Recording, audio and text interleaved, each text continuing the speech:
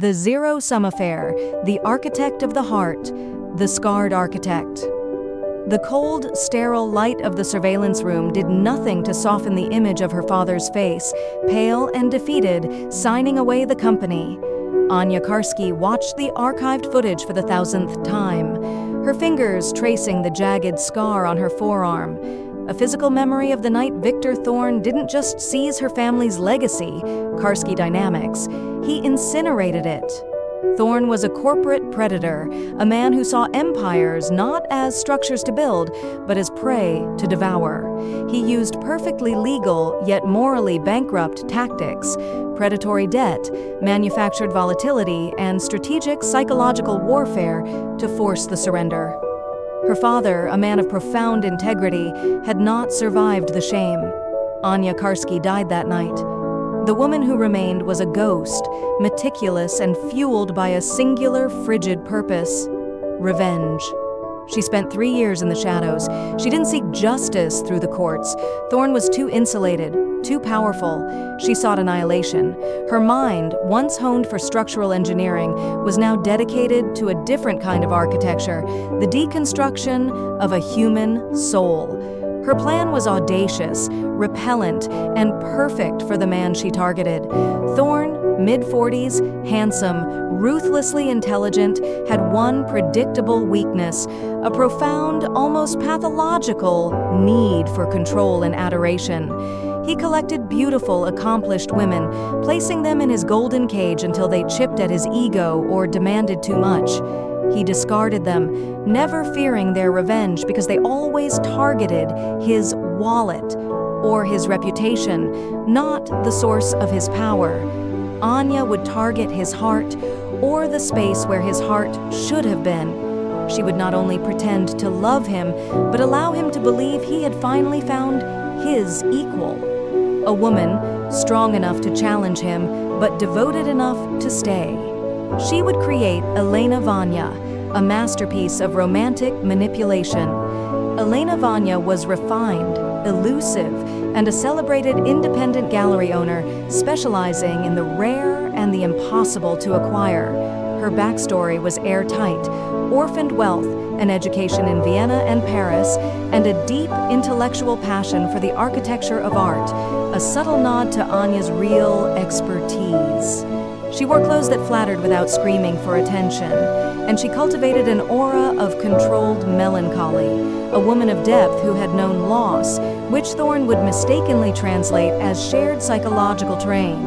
The financial sacrifice was immense. Anya liquidated everything she had left, using the funds to purchase a small, strategically placed gallery in London, creating the necessary digital footprint and network. This was her zero-sum game. The complete destruction of her life to facilitate the complete destruction of his. Standing before the mirror, the scar hidden beneath expensive silk, she practiced the subtle curve of Elena's smile. A smile that promised devotion, but concealed a dagger. The worst part was not the deception, but the impending intimacy. She had to let him touch her, believe her, worship her, all while holding on to the visceral memory of her father's last, broken look. "I will not feel, I will execute," she whispered, the mantra echoing in the silent room. The game was about to begin. The Mask of Desire. The strategic first encounter took place at the Grand Benefactors Gala at the Tate Modern, an event Thorne rarely missed. Elena Vanya was positioned next to a piece Thorne coveted, a rare, controversial kinetic sculpture by a defunct Italian futurist. She wasn't looking at him when he approached. She was staring, with profound concentration, at the interaction of light and movement on the artwork. Fascinating, isn't it? The concept of controlled chaos. Thorne's voice was smooth, a low baritone wrapped in silk. Elena turned slowly, her expression shifting from focused intellectualism to polite acknowledgement.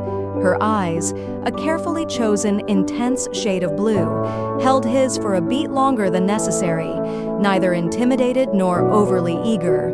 This was the first critical hook, dignified indifference. Chaos is only fascinating when you understand the mechanics that keep it from consuming itself, Mr. Thorne. Otherwise, it's just noise, she replied, her voice cool, lightly accented. Viennese, she'd claim. Thorne paused, genuinely intrigued. Most women either flirted overtly or fawned over his reputation. Elena had challenged his philosophical premise within 10 seconds. Victor, and you believe you understand the mechanics of chaos, Elena Vanya? I understand its inherent weakness. It craves a center, a structure to rebel against. Without that structure, it dissipates. That's why people who create chaos rarely survive it. This conversation set the tone. She didn't debate his power, she debated his intellect. Over the next 3 weeks, their interactions were a carefully choreographed dance of intellectual sparring sessions, late-night texts about obscure Renaissance art, and meetings always initiated by him, never by her. Elena's apartment, a minimalist showcase designed by Anya, became part of the lure. It was beautiful, but subtly devoid of personal history. A mirror reflecting Thorne's own curated perfection. When Thorne finally invited her to his penthouse for dinner, she delayed, not with a lie, but with a scheduling conflict involving a high-profile imaginary auction in Geneva. Victor, I appreciate the offer, but Geneva is calling. My clients are, tragically, less patient than you. The delay was the masterstroke. It told him she had a world that didn't revolve around him. When she finally accepted, the air was thicker with anticipated conquest. The first night in his lair was a test of Elena's resolve. His apartment was opulent, the walls lined with masterpieces, but it felt cold, like a monument to an ego, not a home. During dinner, an exquisite meal prepared by his private chef, he tested her boundaries. He brought up her gallery, questioning the provenance of a piece she'd recently sold. Elena handled it flawlessly. She didn't get defensive. She used a detailed, technical explanation of the archival process, overwhelming him with expertise. Thorne loved power, but he loved the illusion of sharing power with a trusted partner even more. Later, the moment came for the physical commitment. Anya had mentally prepared for this. She had to be present, yet absent. As Thorne approached, his expression a mix of desire and proprietary conquest, Elena intercepted him. She took control. She didn't rush or cling. Her touch was firm, almost clinical, yet utterly present.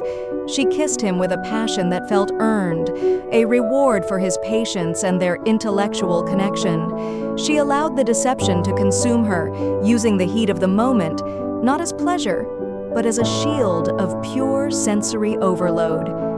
Every time his hand rested on her, she mentally substituted his touch with the memory of the documents, the signature, the betrayal. The physical act was a necessary ritual, a commitment to the lie. The next morning, Thorne watched her sleep. When she awoke, she didn't rush away or become overly affectionate. She simply met his gaze with a serene, profound depth. You look troubled, he murmured. I'm calculating the risk, Victor, she said honestly, but with a different context. When you're with someone as absolute as you, the risk of losing yourself is immense. I've only just survived a kind of emotional bankruptcy once. I won't allow it again. Thorne smiled, the predatory edge softened by pride. He thought her risk was losing her freedom. He was blind to the fact that her risk was failing her revenge. He had fallen for the mask of a woman worthy of him, a woman who saw the world in his terms, a zero-sum game. The dance of deception, 6 months blurred into a gilded routine. Elena was Victor's constant companion, his aesthetic and strategic sounding board. She attended high-stakes board meetings, not as a participant, but as a silent observer. She learned his rhythm, the impatience, the moments of calculated generosity, the deep-seated paranoia he masked with confidence. The deception became physically exhausting. Every morning she had to manufacture the correct emotional reaction.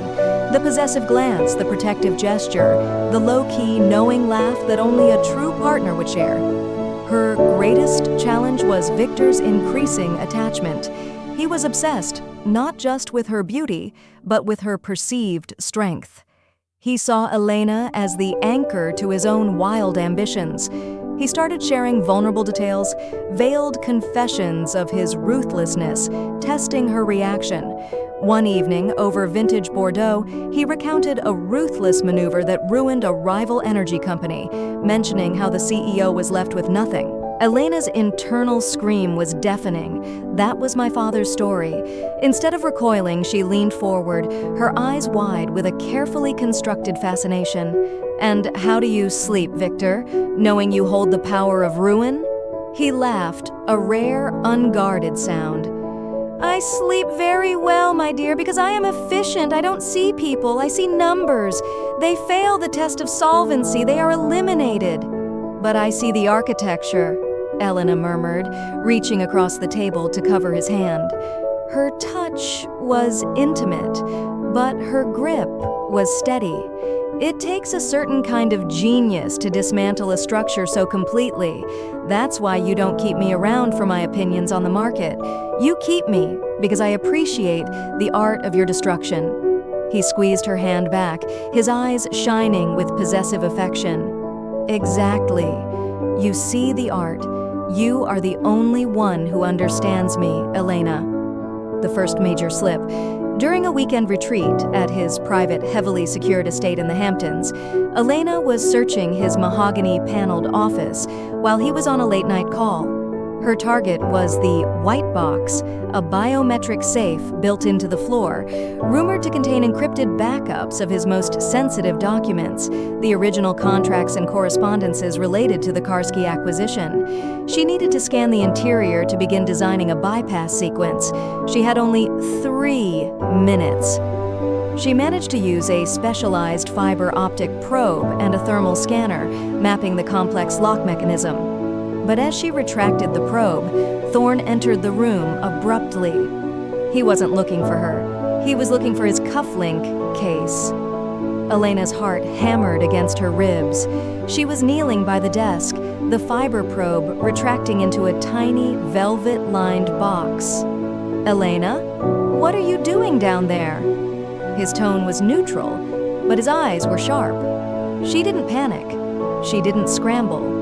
She performed a deliberate, sensual, slow rise, brushing imaginary dust from the knees of her silk robe. "I lost an earring, darling," she purred, her voice husky. "A small diamond stud. It was a gift from my grandmother. I'm convinced it rolled under this massive desk." She gave him a look of profound, genuine distress, a distress that had nothing to do with the earring. Thorne was instantly disarmed, seeing not a spy, but a vulnerable woman attached to a sentimental memory. He knelt beside her. "Let me help you." "No," she stopped him, touching his cheek. "It's just dust and shadows down here. I'll search in the morning." "Come back to bed, Victor. The markets can wait." "I can't." The distraction worked perfectly. She used his possessiveness against him, prioritizing the physical bond over his professional world. He took her back to the bedroom, completely forgetting the reason she was on the floor. But the incident taught her the brutal reality of the game. One wrong word, one moment of true panic, and the whole facade would shatter. She was living on a razor's edge, and the only thing keeping her sane was the icy wall she kept between her body and her mind. Beneath the golden cage 8 months in, Elena had become the master key to Victor's life. She had access to his secure wing, his personal electronic devices, and, crucially, his schedule. She knew the 3 days a month his head of security, Max, was off-site, and the short window when Victor traveled for his weekly private poker game, a window during which the main security systems defaulted to a less complex protocol. Her target was the data vault, a climate-controlled room beneath his downtown Manhattan office where the hard copies of his most illegal operations were kept.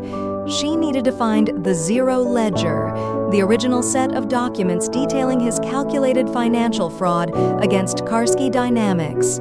Elena used the pretext of reorganizing his personal art collection in the office to gain access after hours. The infiltration. On the designated night, dressed in a sleek, non-reflective black dress, a far cry from her usual haute couture, Elena navigated the silent office tower. She bypassed the standard laser grids using specialized thermal insulation tape and silenced the magnetic locks with a burst of high-frequency white noise. She finally reached the vault door. It wasn't electronic, it was an archaic, heavy dial lock, Thorne's romanticized tribute to old-world bank security, a detail his modern security team hated. Anya's engineering mind kicked in. She didn't bother with brute force. She used a seismic listening device she'd hidden in the handle of her art appraisal briefcase. The rhythmic tink, tink, tink of the tumblers was the only sound in the vast silence. Time stretched. Click.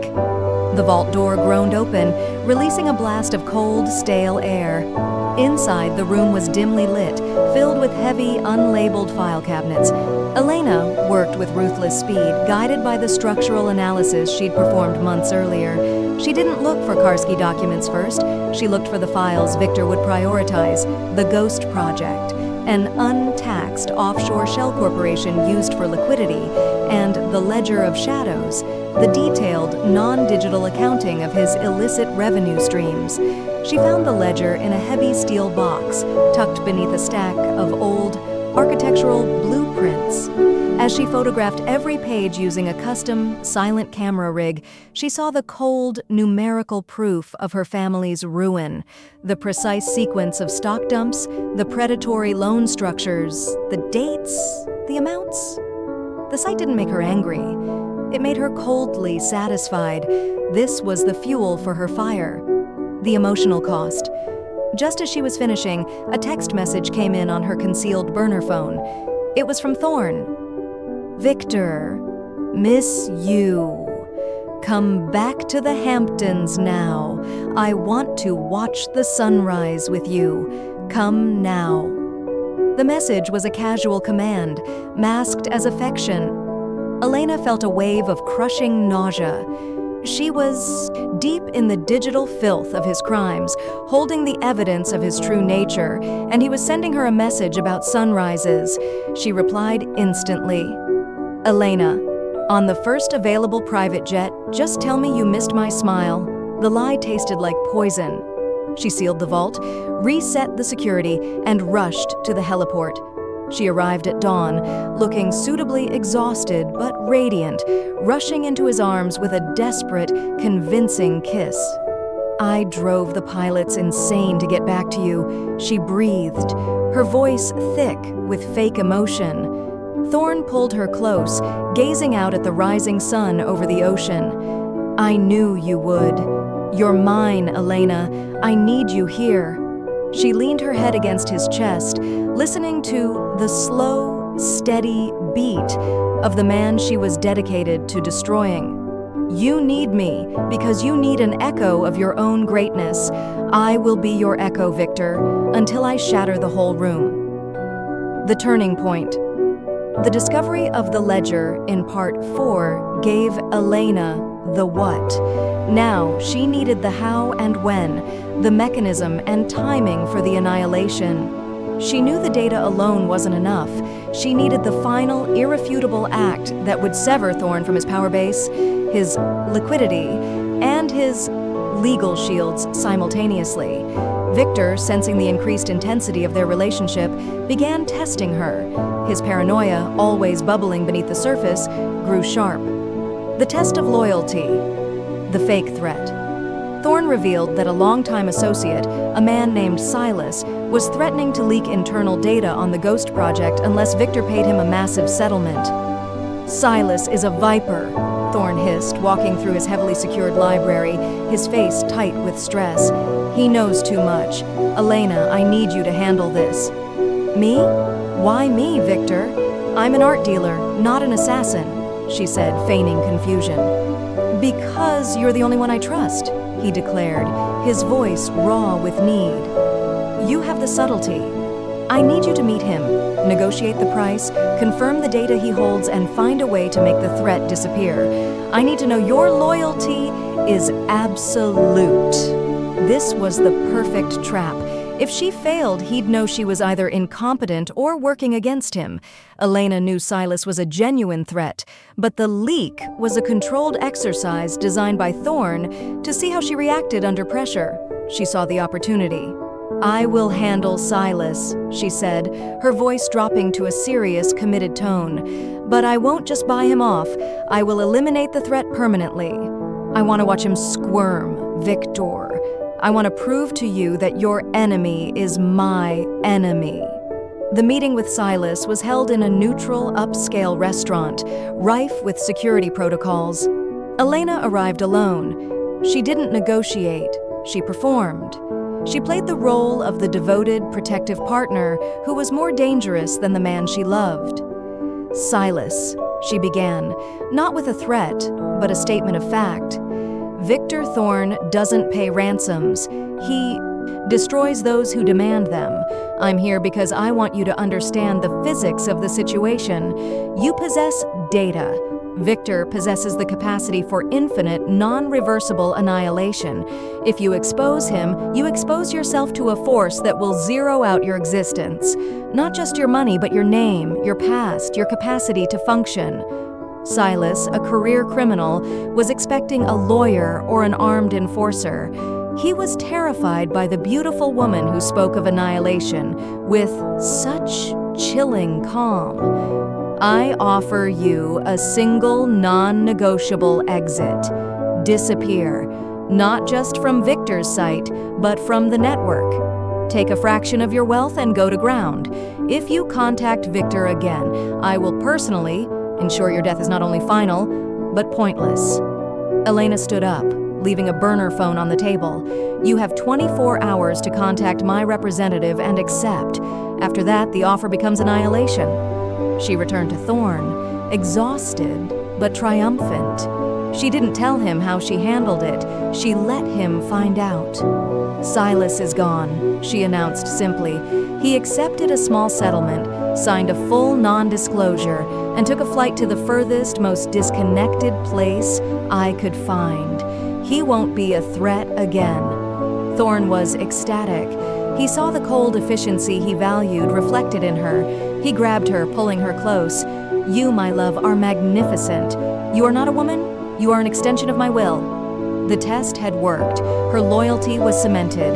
He gifted her a rare, historic diamond necklace, the Eye of Ishtar, a piece so valuable it was rumored to be his emergency liquidity fund. The necklace was not a gift. It was a key. Its storage mechanism, Elena knew, was directly linked to the final security node of the data vault. She had passed the loyalty test and received the key to his kingdom. The countdown had begun. The web tightens. The target for the final execution was the impending Thorne Financial Merger, TFM, a massive acquisition set to close in 3 weeks, which would triple Victor's net worth and make him legally untouchable. The merger required a final, encrypted data transfer and signature, a window of 90 seconds where his entire financial infrastructure would be briefly exposed and vulnerable. Elena now had the access code, the Eye of Ishtar's sensor, and the mechanism, the zero ledger data. She needed the final software payload. She rented a temporary, inconspicuous warehouse space beneath the Brooklyn Bridge, a location with high ambient noise and digital traffic, perfect for masking her activities. Here she assembled her execution rig, a powerful custom-built computer designed to bypass firewalls and initiate the catastrophic transaction. She faced 2 critical obstacles. 1. The master key dongle. The final signature required a physical, one-time-use master key dongle, which Victor kept on his person at all times, secured in a specialized titanium pocket. 2. Max's return. Max, the head of security, was returning a week before the TFM closure. Max was not easily fooled. He was a man of cold, instinctual suspicion. The dongle acquisition. Action sequence. Elena needed the dongle long enough to clone its encryption seed, a process requiring only 3 minutes. She couldn't use force, she had to use intimacy. She chose a moment of engineered vulnerability.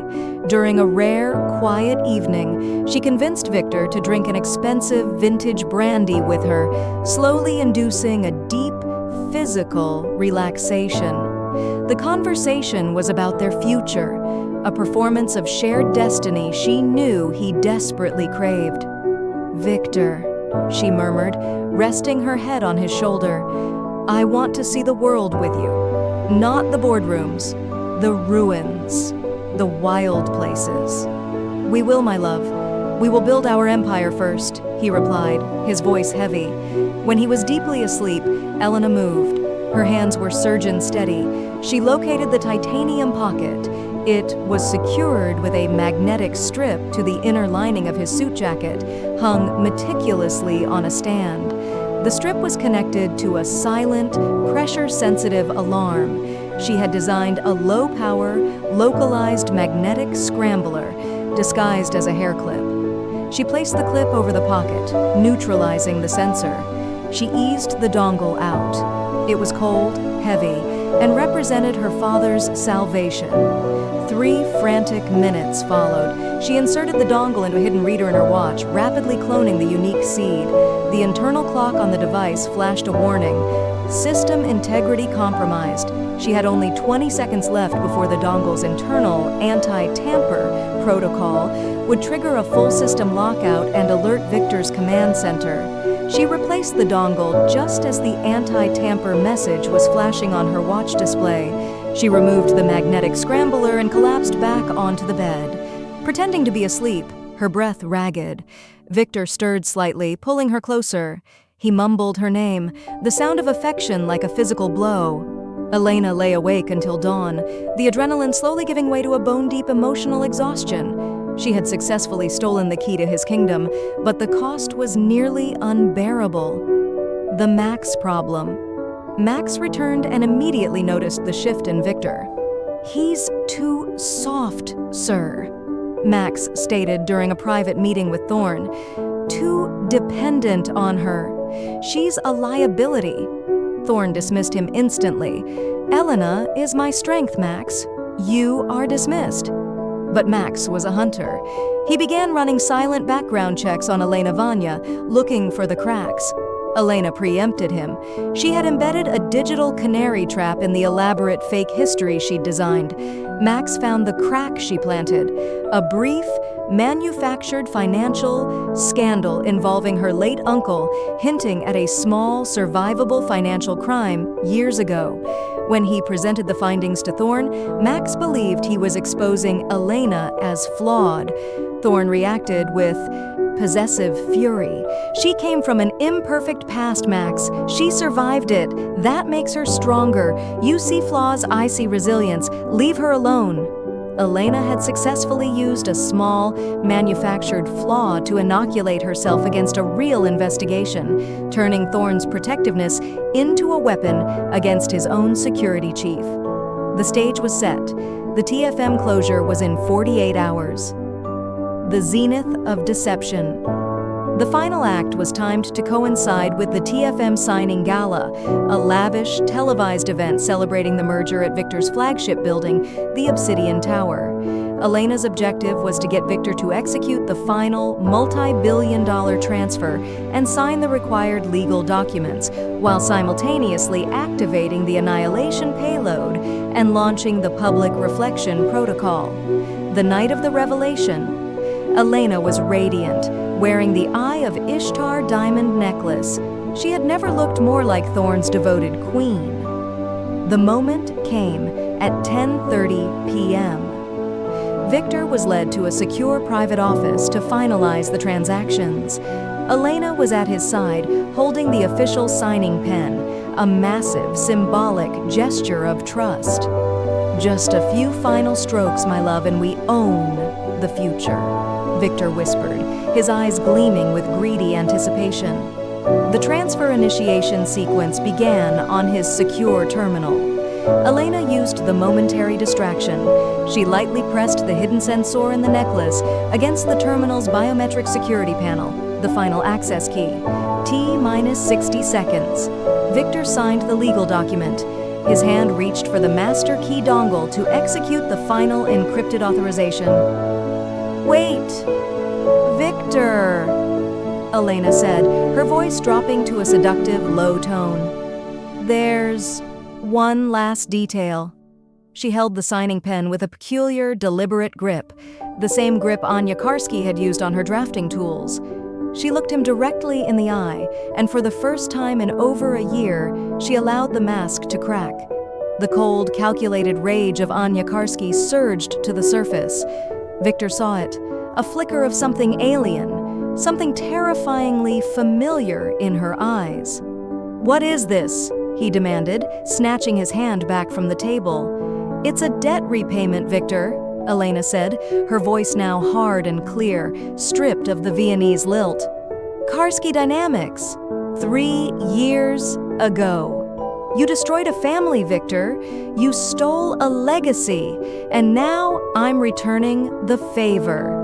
As she spoke, she slammed the pen, which was actually a disguised high-powered EMP stylus, onto the master key dongle sitting on the desk.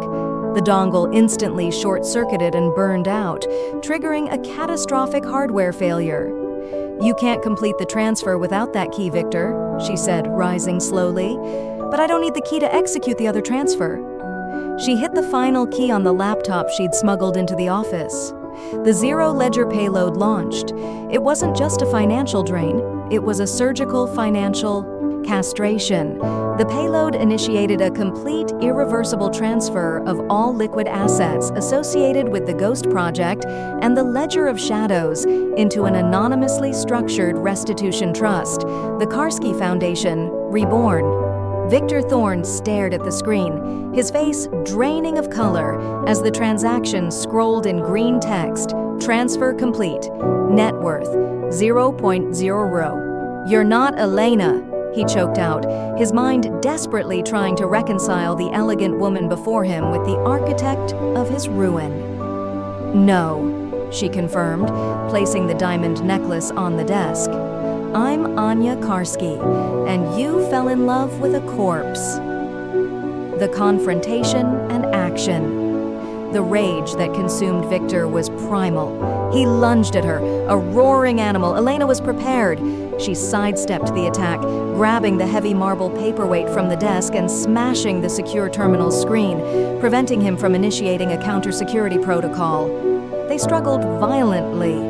Victor was stronger, but Elena was fueled by 3 years of hatred and a single, practiced purpose. He caught her arm, the one with the scar. "I will destroy you! I'll break you!" he screamed, his fingers digging into her skin. Elena drove her knee into his stomach, hard, forcing him back against the wall. Before he could recover, she activated the reflection protocol on the main conference system. In the ballroom below, all the giant screens that were supposed to display the TFM logo suddenly lit up with the images and data from the Zero Ledger.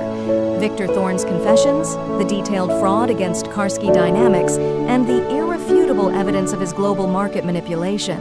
The sound system amplified the recording of his smug confession about ruining her father. Chaos erupted in the ballroom. The police, alerted minutes earlier by the anonymous system Elena had built, swarmed the building. Victor, watching his image and his fortune disintegrate, was broken. He slumped against the wall, utterly defeated. "You played me. You let me touch you," he whispered, the betrayal far greater than the financial ruin. "It was the price of admission, Victor," Anya Elena replied, her voice empty.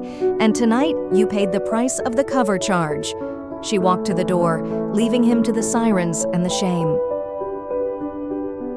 Aftermath and the new dawn.